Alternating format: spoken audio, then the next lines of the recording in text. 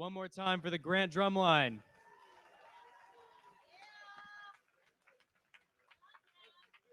My name is Mitchell Euchre. I'm a YMCA Youth and Government delegate, and I'm proud to be your MC today.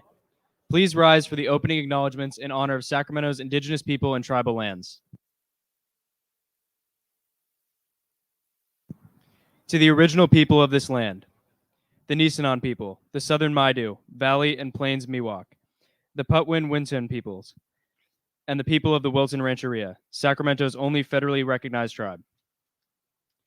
May we acknowledge and honor the Native people who came before us and still walk beside us today on these ancestral lands by choosing to gather together today in the active practice of acknowledgement and appreciation for Sacramento's indigenous people's history, contributions, and lives. Thank you.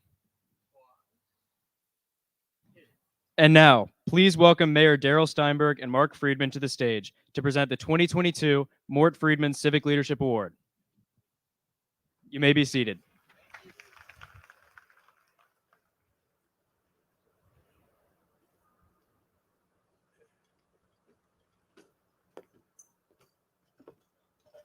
Good morning, everyone. What a beautiful Sacramento morning. And we want to start this day with what has become an important and annual tradition of any mayor's State of the City address. And that is the Mort Friedman Leadership Award. Mort Friedman was a giant in this community. He was a successful business person. He was a philanthropist. He was a civic leader. And his impact on the growth of Sacramento was unprecedented in many ways. More than anything, to me, as a young man, a young politician, he was a dear friend who saw the importance of helping young people find their path and find their way. Mort has passed away, but fortunately, his family continues with that great tradition of civic leadership. And so it is my honor to introduce Mort's son, a leader in his own right. Please welcome Mark Friedman. Thank you, Mr. Mayor, and good morning, everybody. The Mort Friedman Civic Leadership Award honors outstanding individuals whose service to our community has made it better. There are many different ways to serve the public. Some past recipients of the award were recognized for extraordinary gifts of generosity and charity. Others were recognized for their vision and for their ability to show the community the way forward. And others still for their ability to champion the causes of those who could not speak for themselves. This morning, we honor a man who has chosen to devote his career to helping those who need help the most. Dr. Jonathan Porteous is the Chief Executive Officer of WellSpace Health. Under his leadership, WellSpace has grown from a small free clinic focused on treating substance abuse into a network of 31 community and behavioral health centers serving over 100,000 patients in our region. WellSpace is now the largest healthcare provider for some of the poorest members of our community, providing comprehensive medical care regardless of a patient's ability to pay. For that reason, WellSpace is on the front line addressing some of the most pressing issues that face our community: mental health, substance abuse, and homelessness. Dr. Porteous is being honored for his spirit of servant leadership. Colleagues say that a key feature of his leadership is his respect for the dignity of the individual human being. He sees each person, no matter how difficult their circumstances, as an individual with dignity and worthy of compassion. In the words of the selection committee, his work to provide care for the sick, shelter for the homeless, and hope to all those he serves has made the Sacramento community stronger and more compassionate. His good deeds inspire all of us to be a little kinder a little more forgiving, and a little bit more generous with each other. And for that reason, it's my deep pleasure to welcome Dr. Jonathan Porteous to the stage.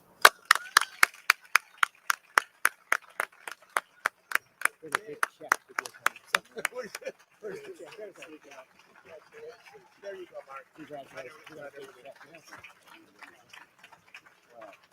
need to take a quick shot. Thank you. Thanks. Thank you very much.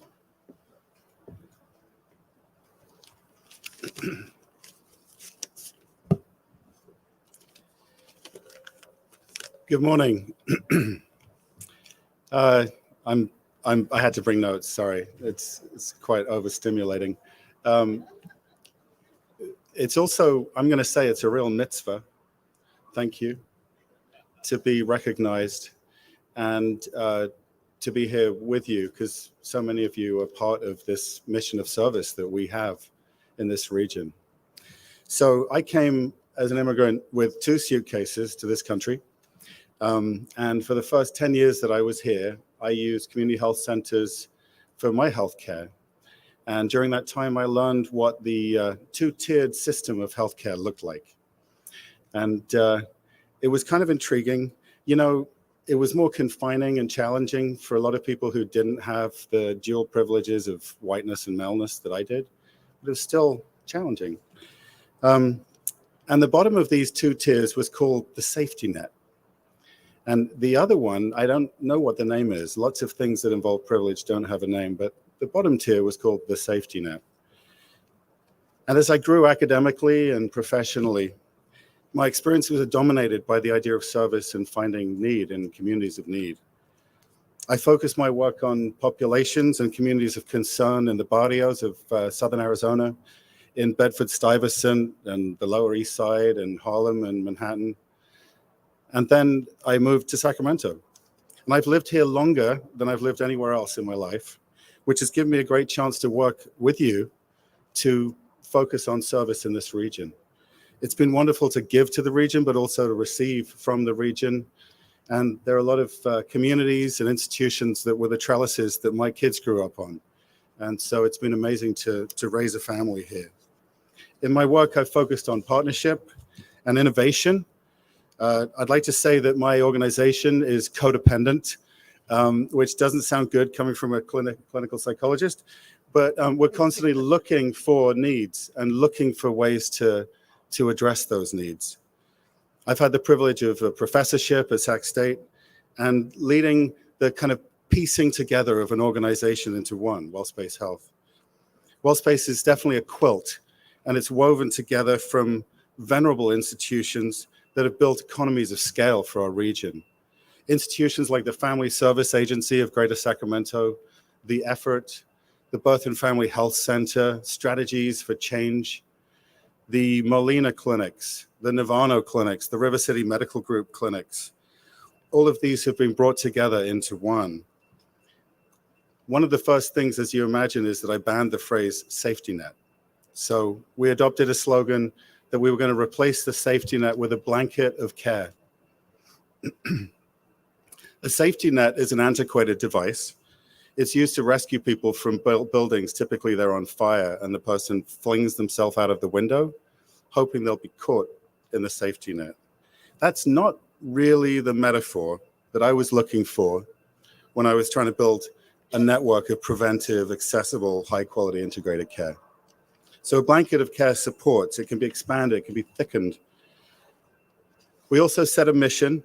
It's our creed, and my colleagues and I are bound to it, achieving regional health through high-quality comprehensive care. We're achieving, not trying, achieving, in partnership with most of you here today. It's regional. We're going to where the people are who we serve and not expecting them to commute and figure out how to get to us. It's high quality. It's interwoven with a mesh of accreditations and certifications, and it's comprehensive. It includes health and behavioral health for all ages, oral health, women's health, suicide, violence, and child abuse prevention, and a full continuum of care for persons with co-occurring substance use and mental health conditions. Also a range of care transitions and assertive support services. In 12 years, we've grown from a little over 3,000 clients a year to over 125,000 patients, with 1,400 services rendered every day. And just in the nick of time, right? We had a pandemic. So it really is the honor for me and my team to have put this out in the community at a time of great need. I like to say we're part of the treatment industrial complex. So there's a whole kind of enterprise level relationship we have with the community. And I mentioned that my colleagues did this. Many of my incredible executive team members are here today with me. And I'm saying that we are definitely much greater as a group than the sum of our parts. Many of you have helped me. I often say we're like planks lying on the ground, and the only way we get strength and structure is by leaning each other against each other. And that has definitely worked for this region, and many, many of you are a part of that structure. So thank you. This is a great acknowledgement of us, not just me, and all of our common value of service. So thank you for the inspiration. Thank you to my team. There's 1,000 people and a force for good at WellSpace Health. I'm grateful to my board, the majority of whom are active consumers in our health centers. They've been really, really vulnerable and valuable in pushing the organization forward. And my commitment to servant leadership, as Mark said, is still very much alive in me. So I'm going to pledge this award to 2 WellSpace Health services. One is the Gregory Bunker Care Transition Center of Excellence. We're having a grand opening this afternoon. Thank you. And the second is the Sacramento Violence Intervention Program, SVIP. It's a youth violence prevention program that we actually started with the city of Sacramento about 13 years ago. So I'm going to thank you again for this immense honor. Thank you all for the partnership. Thanks to my colleagues for the inspiration and the teamwork and lifting me up in all these years. So thank you very much.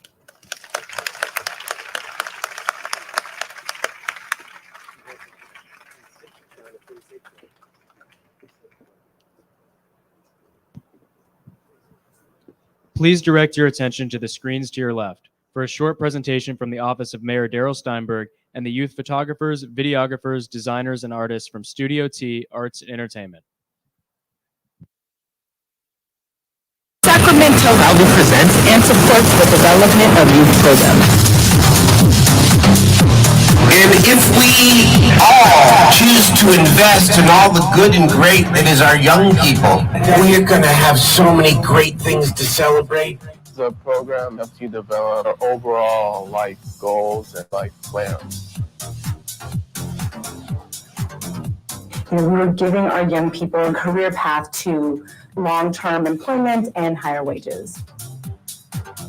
YNG has kind of shown me the complicated nature of most of the controversial issues that we in America have. We get to do similar things to what government positions would do. We are collaborating to provide safe space where they can make friends, meet mentors, fully develop into young, vibrant, productive individuals within our community. I would say the most important thing that I gained was acceptance, a family, definitely hope. I think my favorite part was where we all worked together. My favorite part was the satisfaction of reading through all that we had done. We all got to interact with everybody, and everybody loved it, and we were all having fun.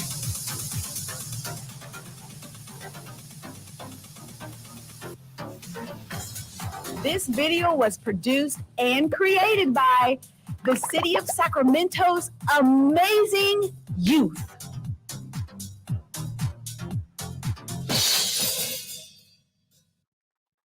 A round of applause for Studio T Arts and Entertainment. Please welcome to the stage Sacramento County Board of Education Trustee Bina Lefkovitz and Councilmember Jay Cheniere.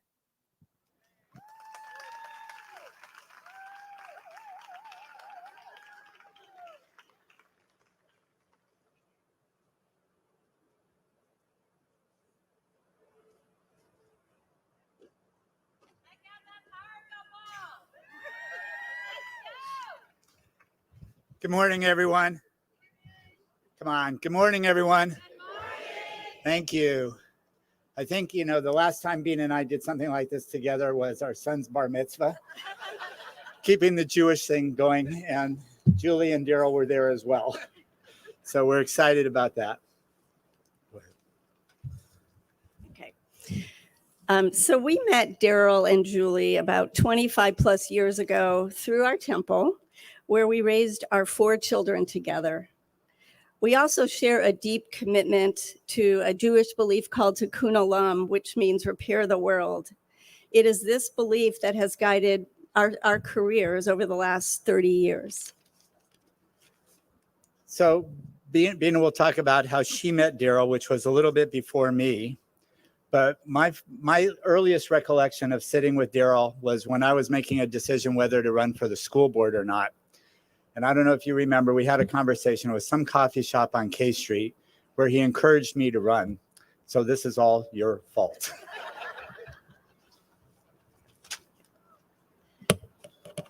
So Darrell, it was a city council member and I worked for the city manager, and we were working together on youth issues. And that was the beginning of the launch of Sacramento Start. And that was really one of the first after-school programs in the region here that provided both academic and enrichment for activities for kids. And START actually predated and was a model for the state's heavy investment in after-school thereafter. When Darrell was elected mayor, I helped him design 1,000 Strong. I was part of the team that helped him design that. It was a visionary idea. It did struggle a bit, primarily because our schools really aren't designed to release kids early enough to go to internships, and also because employers were a little nervous about hiring teens and didn't quite see the overall benefit to their organization at the time. But it really took Darrell that bold first step to convince people that it is the city's role to invest in city-county partnerships that create career pathways for young people. And then in the legislature, Darrell, under his leadership, got Prop 63 passed, which provides incredible resources in our counties around the state for mental health services. And Prop 63 is now funding some local programs, innovative initiatives to increase student mental health and supports for students in school and out of school. And this is so critical right now with this youth mental health crisis we're having. My work with Darrell has taken lots of forms over the years. When I was on the school board, he was a constant advisor.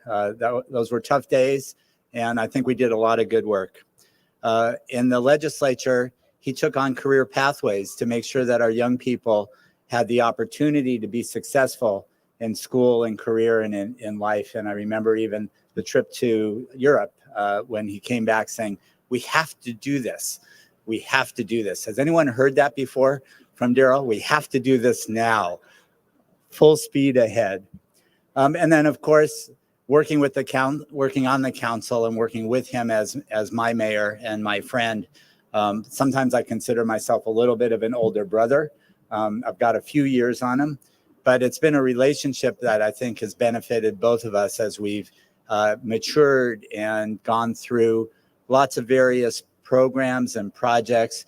We have a little bit of a different style of working, but together I think they're so complementary that there's always a better product at the end. So to me, Darrell is a visionary leader.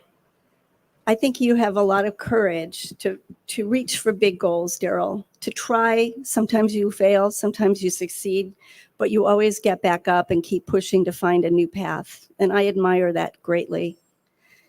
I support your efforts to look at whole child development, to not only see how we can prevent youth problems, but to ensure we prepare our young people. We ensure their participation in our community, and we give access to young people for each and every young person. So thank you for that vision, Darrell.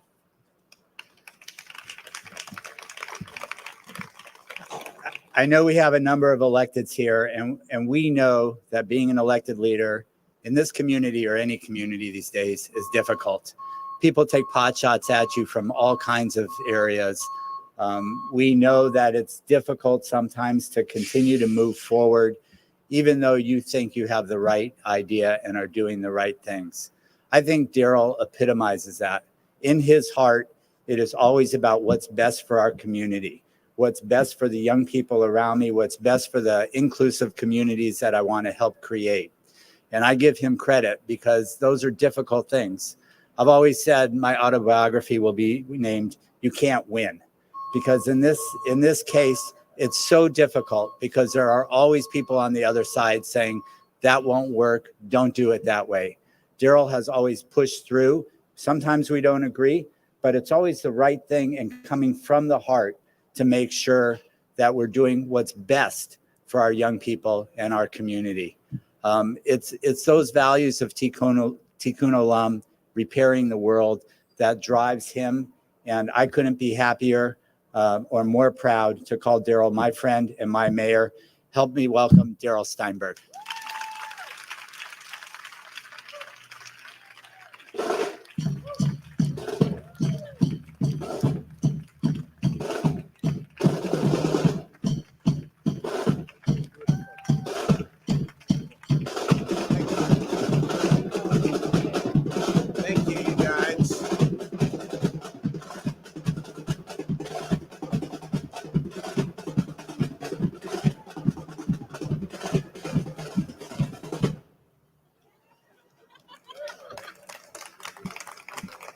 My first executive decision here this morning is to give permission to everyone to take off your coats. Be comfortable. Everyone in the back, come on, fill in. I am really humbled and overwhelmed by that beautiful introduction, Jay and Bina. From the heart and from your hearts. And I'm going to speak more about you a little bit later, Jay specifically, but to the two of you, thank you for all you have done to elevate the cause of young people in our community and for being my friend. I want to begin with some thank yous. The city council is the governing body, but this is a team effort at our city, as you know, and I want to welcome and thank the city manager, Howard Chan, for his partnership and friendship throughout all of these challenging years and all of your devotion to public service and your team. Can't name everyone, but I want to thank you all, the city team, the charter officers specifically who are sitting in front of me here. I know I'm going to leave folks out. So the clerk, the attorney, the treasurer, today, especially the treasurer, by the way, we'll get to that in a moment. But to all of you for being my partner and our partners. Thank you, Mitchell, for being the MC today. You're doing a great job. Thank you to the Drumline. Thank you to Mark Friedman and Jonathan Porteous. Jonathan, congratulations on your beautiful award. It's well deserved. Thank you to my team who, you know, in these speeches, I never think of my team in my office who are just incredible and helped me through this process of developing a State of the City address. Someday we'll write a book on what it takes to write a good speech. Thank you to Dan and Amber, and thank you to Ed Emerson who helped put all this together today. Give him a big round of applause here, okay? Today's speech, I will give you a little preview, is for and about youth. So I want to begin with my city council colleagues because I am the mayor. I get a lot of the attention, but most of the inspiration for what I'm about to tell you today comes from my colleagues. So this isn't comprehensive, but it's a little bit of a taste. To Angelique Ashby, thank you for organizing in your district the most robust youth volunteerism effort in the entire city. Thank you. Sean Laloe, for many things, including creating space on Del Paso Boulevard for young people to learn the business of music and video. To Jeff Harris for always fighting for what you believe in, and specifically for helping to consistently build up Stanford Settlement and Northgate Boulevard. To Katie Valenzuela for always leading the charge to organize young people around the importance of activism and politics.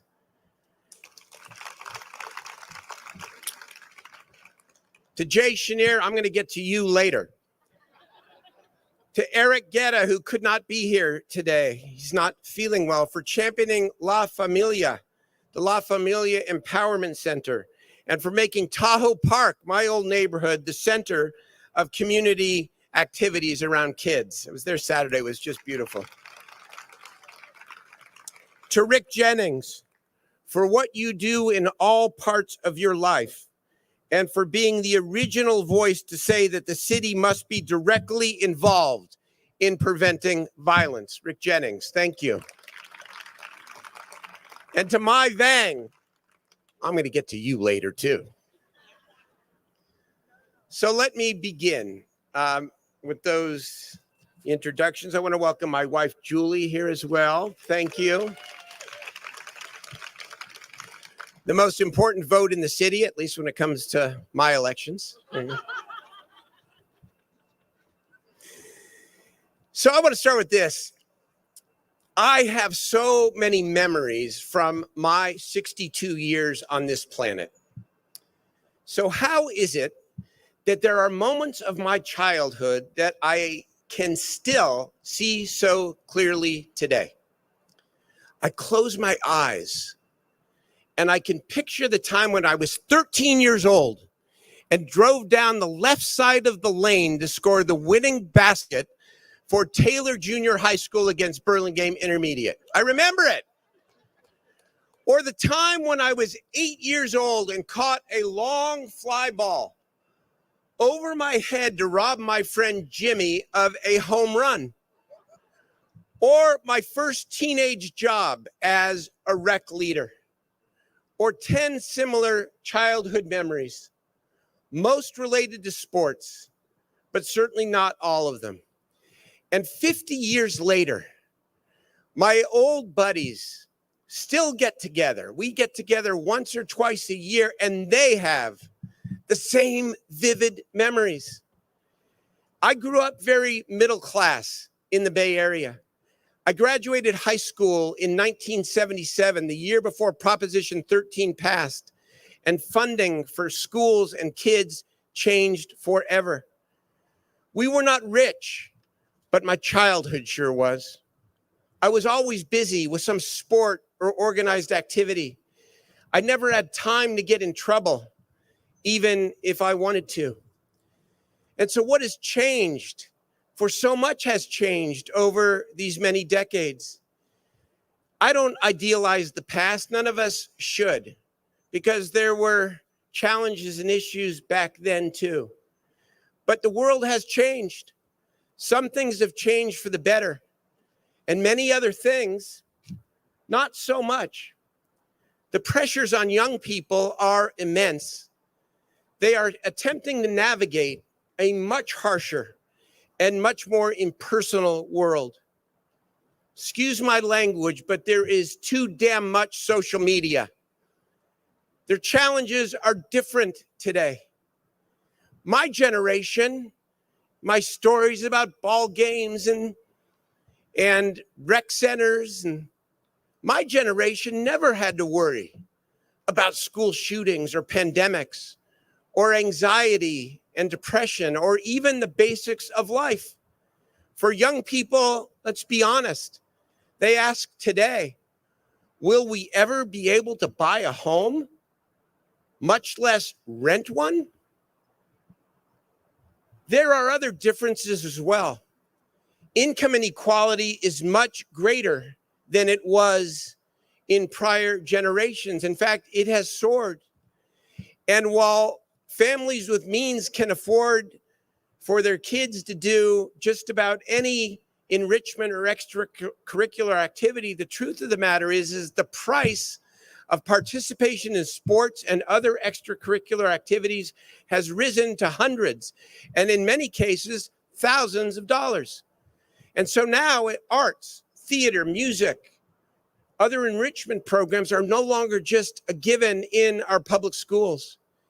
And government budgets everywhere, including cities, have been pinched, making it much harder for youth investments, vital as they are, to compete for funding. What have the decades told us? The research, the experience tells us what kids need to thrive. We know that having an adult mentor, a teacher, a coach, a counselor, or someone else, plus programs and activities they are passionate about, is the key to a good childhood and preparation for adult life. It's where children learn the life lessons. It's where I learned my life lessons. Hard work, teamwork, empathy, winning with humility, losing with grace. I sure have learned that throughout my life. These formative experiences matter, and it's where the great memories are made too. Many children today get those opportunities and those memories, but not every child does. Kids who would benefit the most from these opportunities too often in our community and in our country have the least opportunity to take advantage of them. So I'm going to talk about the state of the city in 2022, but I want to take a slightly different approach to that sometimes forgettable routine of just doing the laundry list of what is and what isn't. Instead of focusing primarily on 2022, I want to pose a different question. What will be the state of the city in 2032 and 2042? And what do we want it to be? I love the story, I don't know if you have heard it, about the old wise man and the little bird. The old man was a great sage who could predict everything accurately, from when it would rain and it was time to plant the crops, to when there would be frost to begin the harvest. Well, there was a little boy, and he doubted the sage's abilities, and he decided he was going to try to trick him. So the boy found a bird, grabbed hold of the bird, and put the bird behind his back and approached the wise man. And he said to the wise man, "Sir, is this bird dead or alive?" If the sage said dead, the boy would release the bird. If the sage said alive, well, that poor bird. The sage considered the boy's question for a moment and simply said, "Young man, the answer is in your hands. What will be the state of the city in 2032 and 2042? The answer is truly in our hands." And here we stand at the beautiful YMCA, a striking example of what can happen if you decide to take the future into your own hands. And so a huge shout out and thank you to Sharna Brooks, your entire team, not only for making this beautiful space available to us today. The sun aside, I could not think of a better place to hold the state of the city. And so here's a little history of the Y, and it's really important. The Y's been operating since 1866 in Sacramento, when the city's early residents founded a refuge for those who were really struggling to get by. Today, the Y serves 30,000 people a year, 40% of them low to median income. And it's no longer just swim lessons and sports. They provide childcare, mental health services, social services for young people and for seniors. This year alone, they've spent hundreds of thousands of dollars to make sure that everyone could participate regardless of means. But they are also thinking forward. Together with Councilmember Valenzuela, They are taking a bold step that will put this Y in a position to have an even greater impact for good in the decades ahead. They're looking for a developer. Anybody in the audience here? To build a new Y on this site with a child care center and 8 stories of affordable housing for families experiencing homelessness. Right on. Is that it or what? So how are they going to do it? They own the land and are confident that they can pull it off. And guess what? As your mayor, I have no doubt. For what you are showing is creativity, adaptation, and will. That's what we want in our city, and the city is here to help you. The future really is in our hands. I've learned over my, 25 years of elected service, I started as a teenager, of course, that bills and ordinances, programs and new investments, they take years to show impact. And mistakes, by the way, similarly do not reveal themselves oftentimes immediately. And so when you think about it, the time that any of us spend, not just in elective office, in public or community life, is dominated by doing the very best we can to respond to the urgent problems people face in the moment. Think about what we've been through together. These past years have been extraordinary, both in the unprecedented nature of the stress in our community and our country, but also in the rich and meaningful ways we have chosen to respond. I'm going to talk about the future, but I want to take stock for just a moment for the present before we look ahead, and to talk about some of the ways the city has risen to the occasion. This speech is not about homelessness, but I must say we have not shied away from homelessness. We are not a health and human services agency. And I appreciate Patrick Kennedy, Supervisor Patrick Kennedy, being here today. Thank you for coming, Patrick. Saw you here. But we're not a health and human services agency, and yet we have increased our shelter and safe ground capacity from 100 to 1,100 beds per night. And yes, the problem is worse, but we're going to keep going and we're going to keep trying, but we're not going to do it alone. We've dramatically increased the permitting and construction of the affordable housing that we so badly need in our city. We built 481 units in 2018, and now annually we are producing over 2,000 units a year. It's still not enough, but it's a big stride. We have 644 affordable units under construction now, and we're going to keep going. COVID has battered the economy, and yet we have balanced budgets in the midst of all this. I mean, maybe that's a miracle, Howard and team.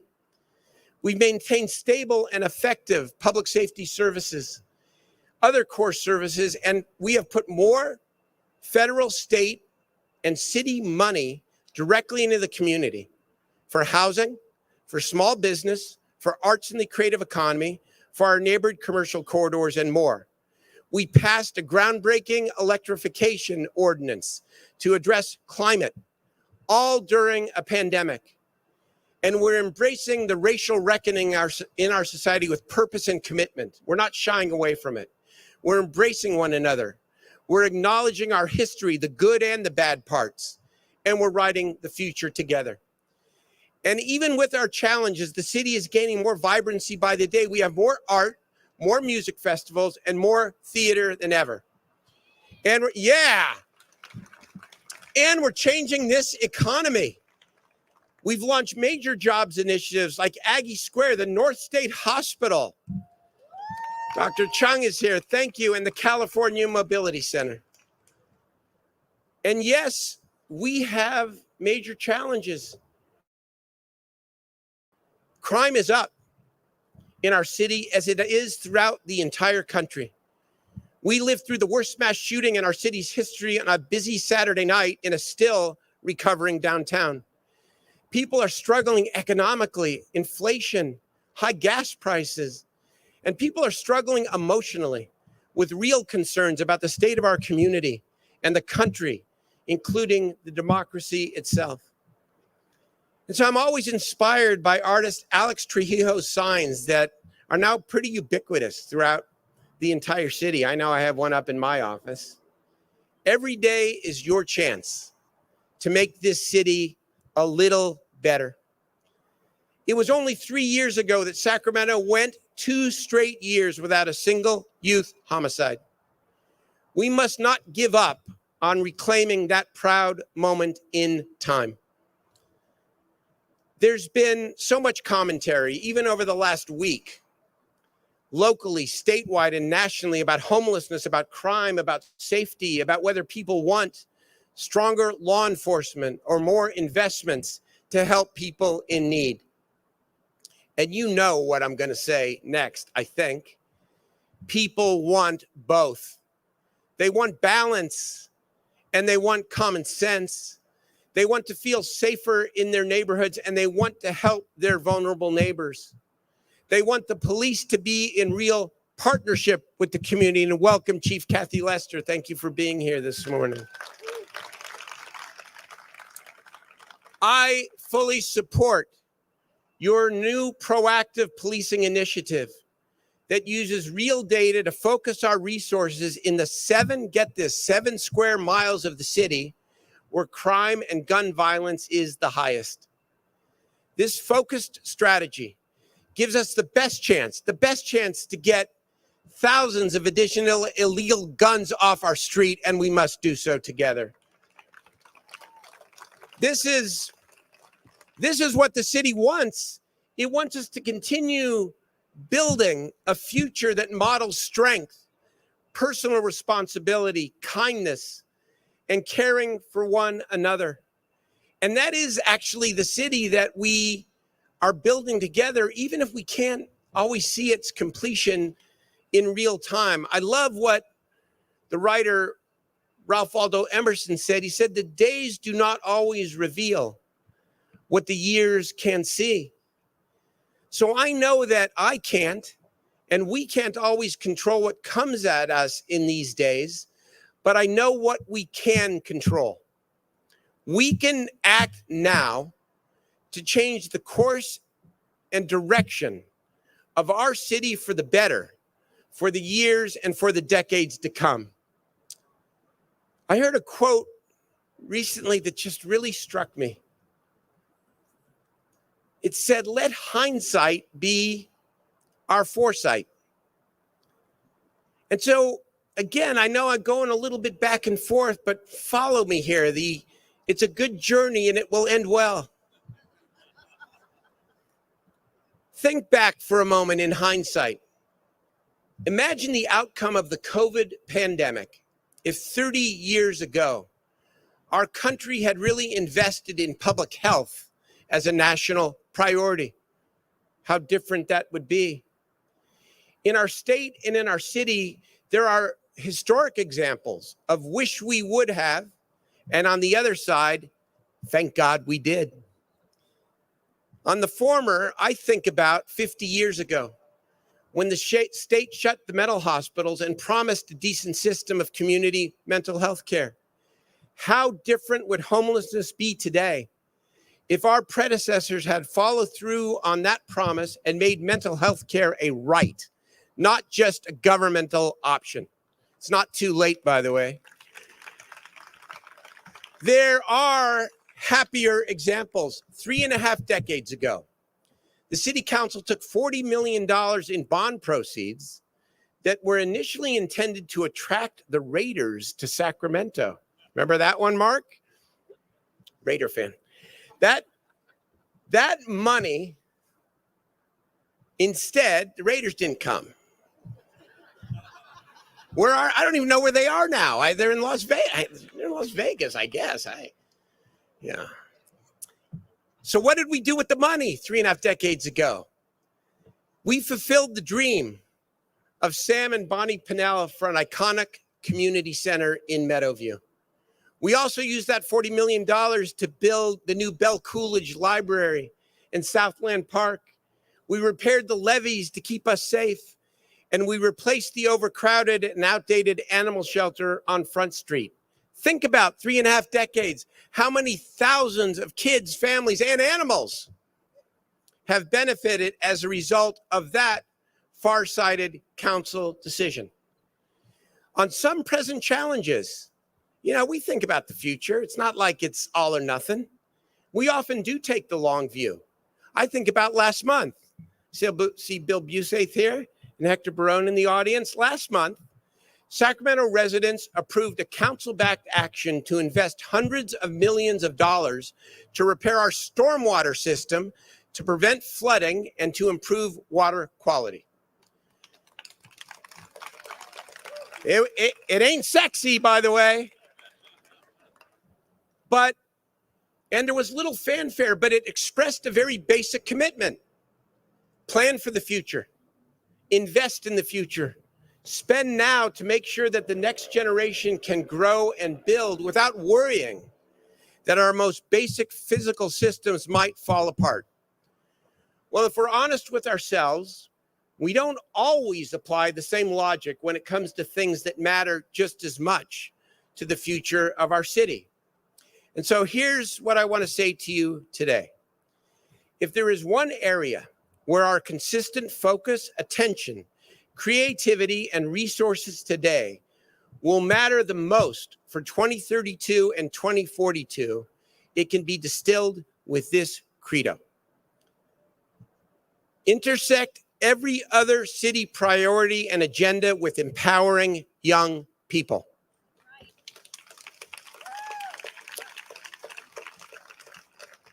Elevate the youth agenda.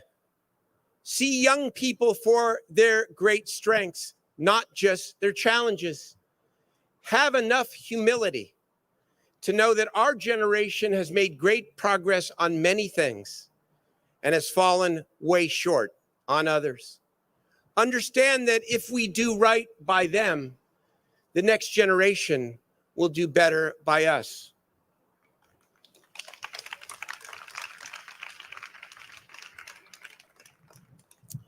Building a bolder youth agenda in Sacramento does not require us to start from zero, for we are blessed with a tremendous set of city leaders who dedicate their professional lives to nurturing our young people. Public leaders, YPCE, parks, economic development, police and fire, the libraries. And it's not just city government who helps our kids.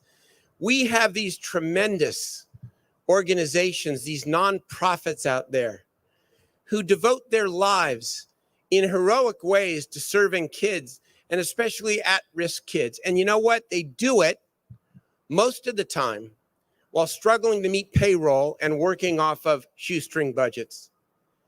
And so I'm proud of the fact that over the last 5 years, we've begun changing what I call the investment arc of the city. We passed that second half of Measure U in 2018, and it was a general tax. And we've had a few squabbles and a few fights. It's all right. It's all good, as they say, because the arc is the right arc.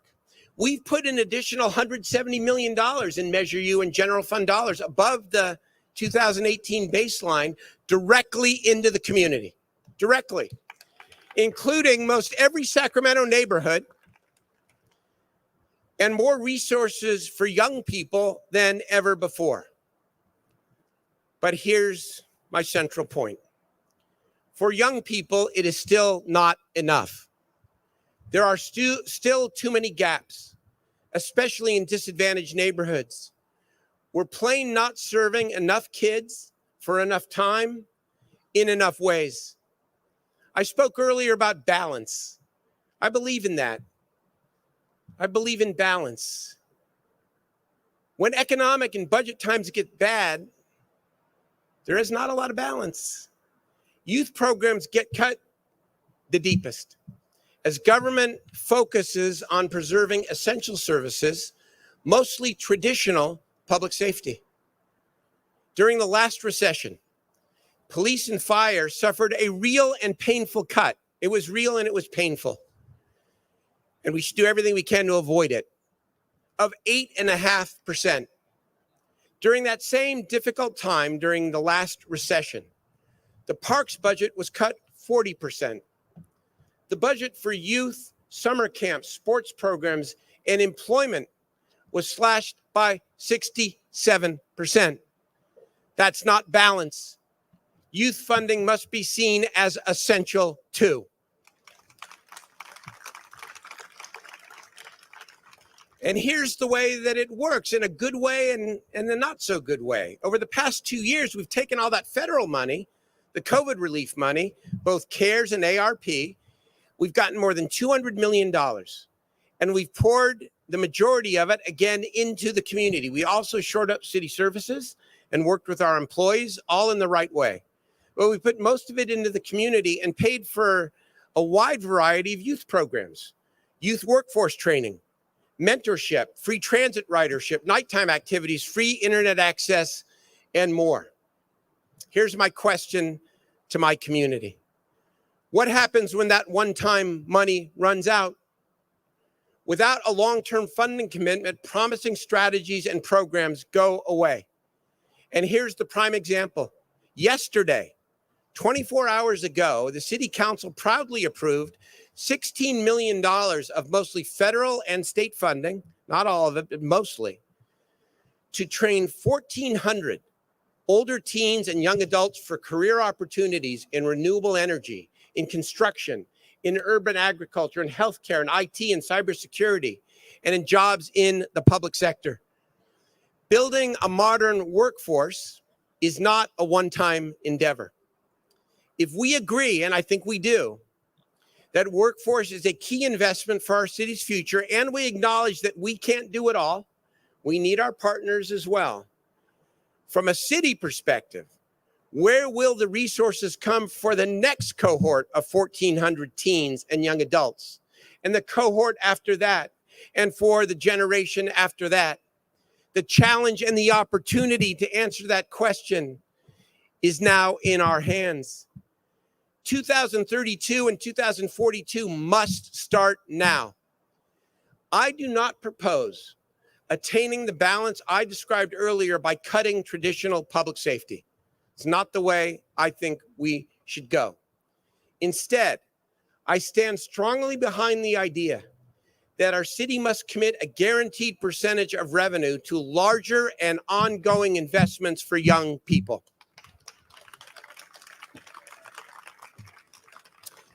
For nearly a decade, SAC Kids First, who held the big press conference on Monday, because I was not going to go before them. They were going to go before me. And my Vang, of course, been instrumental in this as well. But for nearly a decade, SAC Kids First and council member Cheniere have been trying to get such a measure across the finish line. In my opinion, Jay has been the most influential and important advocate for youth in the history of our city. Give it up for him. It is long past time in his last year of a great public service career that we pass a permanent funding source for young people. The city charter provides protections and rights for many other important priorities of city government, and I support that. Our young people deserve no less. So when the council votes in July to place the initiative on the November ballot and the voters say yes, it will set aside an additional $10 to $12 million a year for Sacramento's young people without raising taxes. What would this money do? It would move us closer to a citywide policy that says no child will be denied participation in any program or activity based on too few slots or an inability to pay. That's a Sacramento value.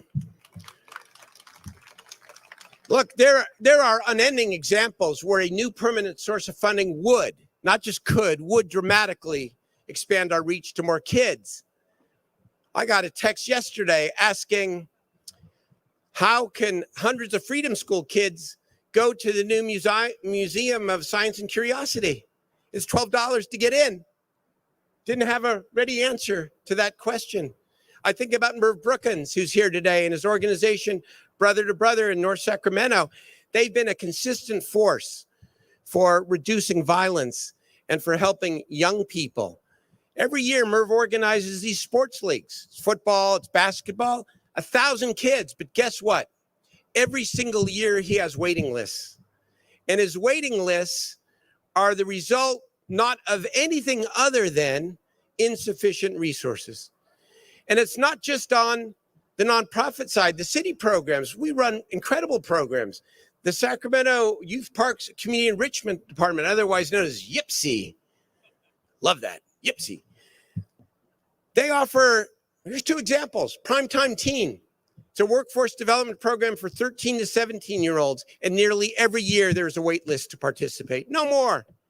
Summer at City Hall, another thing that Jay and Bina pioneered. It's a model program for teen engagement, project-based learning. It's been replicated by a dozen other cities in California.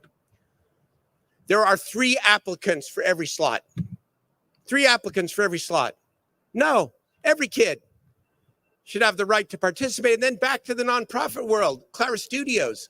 They offer 2 arts programs in the summer, wonderful programs. One costs $295, the other $495. And they provide scholarships. They're a wonderful organization to as many kids as they can. But I ask this question. How many young people don't apply for these diverse offerings because the chances of getting a spot are low, or the sticker shock discourages them from even trying? It's young people. It's the Sac Kids First Coalition that have pushed for this new funding source. And young people will be actively involved in helping determine how the money will be spent. And I am confident that this time, this November, 3rd time's a charm, the people of Sacramento will say yes. I haven't even gotten, by the way, to the best part of the speech, because it's coming right now. For a permanent source of funding is a start, but it's not enough.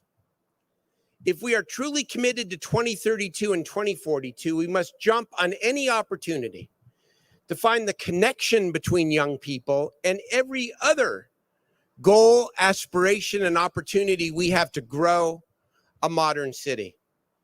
And what a momentous time it is to make these connections. Today, I have the privilege of announcing a connection that I believe will transform South Sacramento and our entire city. Let's go. You ready to hear this? So several months ago, my colleague, Mai Veng, sitting in the front row, new, energetic, great council member, she got a tip. The federal government was selling 102 acres of federal surplus land south of Meadowview Road in South Sacramento. So what did Mai do? She pushed the city manager, she pushed me, and she pushed the entire city council to buy this vacant 102 acres for a mere $12 million. It's actually pretty cheap. She believes, as I do, that the people of South Sacramento deserve the opportunity to dream big and to use that 102 acres to create more economic opportunities and civic amenities for all of our people in all of our neighborhoods. I want to thank Mai for her vision, and I want to acknowledge her guests today. Welcome to Coach Tyrone Moore and Letitia Gilmore of the Solid Ground Sports Academy. There they are. They're going to drive this change I'm going to describe in a minute, all right? So it's always about listening to the community. So Mai and her team held hours of listening sessions with the community, and her ask of the community was simple. What are your dreams? Can you imagine any possibility? We can make it happen. If you could build or create anything on your new land, what would you do? And one signature priority kept rising to the top. The community said, we want, we need, And we deserve a modern regional youth sports facility for the community and for the region. And it should be built in the heart of our neighborhoods. You know, the need for more quality youth facilities in Sacramento should be obvious. We have so many beautiful parks in our city and a great parks department. But again, we have to be honest, in many of our less affluent neighborhoods, our kids are playing on fields that at best are of uneven quality. Only 13% of the city's parks and sports fields have at least one field with lights. There are no lighted soccer fields north of the American River and just one lighted field in Meadowview. Nearly half of our sports fields, they have no bathroom close by. Even where our parks are in good shape, and there are many, we do not have enough fields and facilities to serve our kids. Here is not an urban legend in Sacramento, not an urban legend. Thousands of Sacramento families whose kids participate in competitive athletics travel every weekend to Manteca, to wonderful places, by the way, Manteca, Lodi, Roseville, Stockton, Santa Clara, San Jose, Southern California, and elsewhere to compete. Why?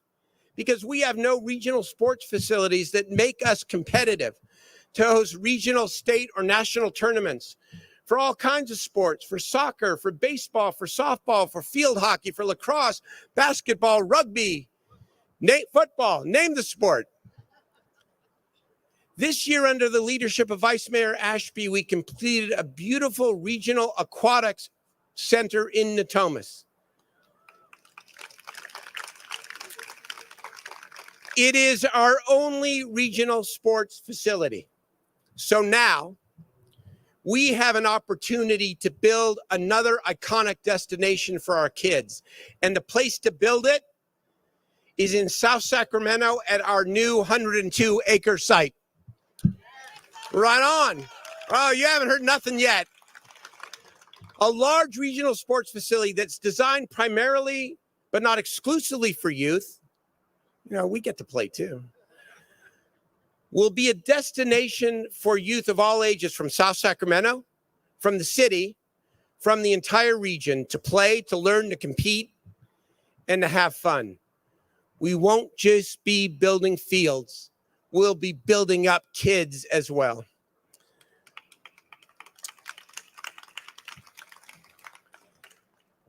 By attracting, it's not just for our kids though.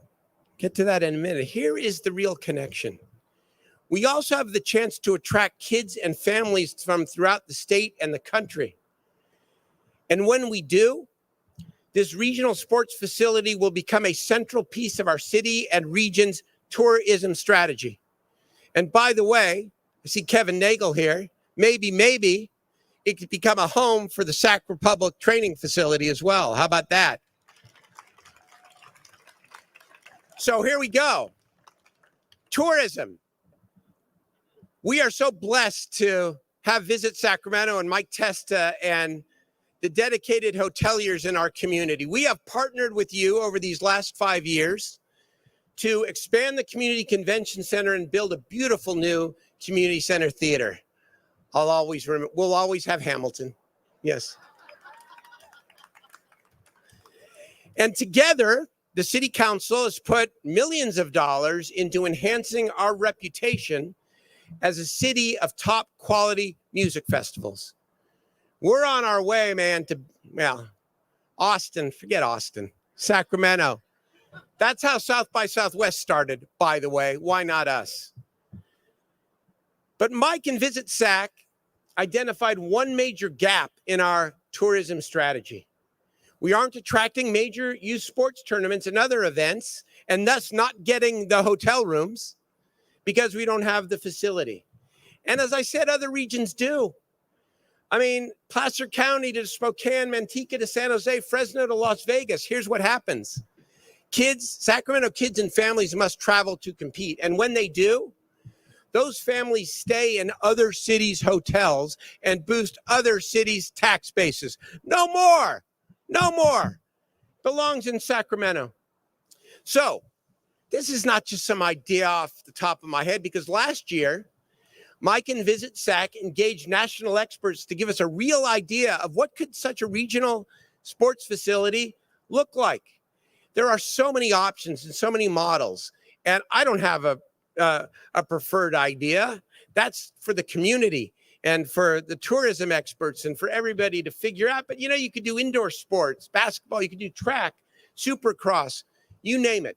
But here's one lead idea that popped off the page for me in the report. Imagine 24 full-sized multi-use fields, 16 natural grass, 8 artificial turf, a championship field with 2,000 permanent seats, lighting for all fields, locker room, meeting spaces, and food facilities. I told you it's 102 acres out there. This facility would require 40 to 50 acres, leaving over half of the remaining 102 acres for other economic drivers or other community amenities. And what is its approximate cost? $50 million. You say, come on, 50, it's a tough time. Where are we going to get $50 million? I'm going to give you that answer in a moment. Regional, state, and national tournaments would get booked 15 to 20 times a year, about 30% of the time. You know what that would mean? 70% of the time, the facility would be the pride and possession of our city and the community. The nexus between tourism and a transformational project like this is crystal clear. Here's what they tell us. Such a project would attract 70,000 attendees per year, $28 million a year in visitor spending, 51,000 hotel nights, $3.5 million in total tax collections. What a dream. And so you're saying to yourself, well, that's a nice dream. But we all know a dream stays a dream unless you have a credible way to pay for it. And I'm here to tell you today, we have a way to pay for it. When we expanded the Community Convention Center and built the new Community Center Theater, we had the hotel tax and the hoteliers assess themselves to build the third floor ballroom. That left an extra $50 million in hotel taxes to improve and modernize the old Sacramento waterfront. Man, was I excited about that, and I still am. But then COVID hit, and the money dried up as the hotel occupancy obviously went down. But we're not fully back, but we're almost back. Hotel occupancy has largely recovered. And so we took it to very conservative financial experts. Thank you. Always, John Colville, always looking out for the city's bottom line, rightfully so, conservative. And guess what John and CBRE told us? They told us that beginning July 1, 2024, a mere 24 months from now, absent another pandemic or disaster, God forbid, we will be able to afford another $90 to $100 million for projects that boost tourism and hotel nights in our city. 90 to 100 million. Without Mike Testa raising the hotel tax another penny, and he's clapping big time there. Now, hotel taxes, they can't be used for housing, for public safety, or for general services. But a big regional sports complex that serves the community and also is a magnet for tourism, that also serves as a large public assembly space, fits the purpose of the hotel tax perfectly. And we wouldn't be alone. Cities throughout the country have used their hotel tax to build these facilities, and we should do the same here in Sacramento. So here's the opportunity. If the city, Visit SAC, and the community get started now with design, with planning, and with all the other necessary steps to build an iconic regional sports facility in South Sacramento, we could break ground in 2024 and realize this dream before half the decade is out, instead of merely planning for years and hoping for some fiscal breakthrough later in the decade. You know what I believe. Let's go. Dream it, design it, build it. Look what we did with the Golden One Center, the Kings and Mark and everybody. We can do it in South Sacramento, and we can do it without raising a tax. And I will say, as a footnote, that if the sports facility requires $50 million and we have the capacity then to raise 90 to 100, as I said earlier, maybe, just maybe, we'll have enough capacity to build both the sports complex and modernize the old Sacramento waterfront. Wouldn't that be something? But first and last, our young people. I want every Sacramento kid, now and in the generations to come, to look back after 50 years, like I do, and have those same great memories of games, of friends, and experiences, lifelong memories. And so we're going to do it. Councilmember Vang and I will bring a resolution to the City Council this summer. And with the blessing of our colleagues and the help of the entire city team and the community, we will get started on delivering maybe our biggest prize yet in our drive, our city drive, to leave no part of Sacramento behind. Thank you very much, everybody.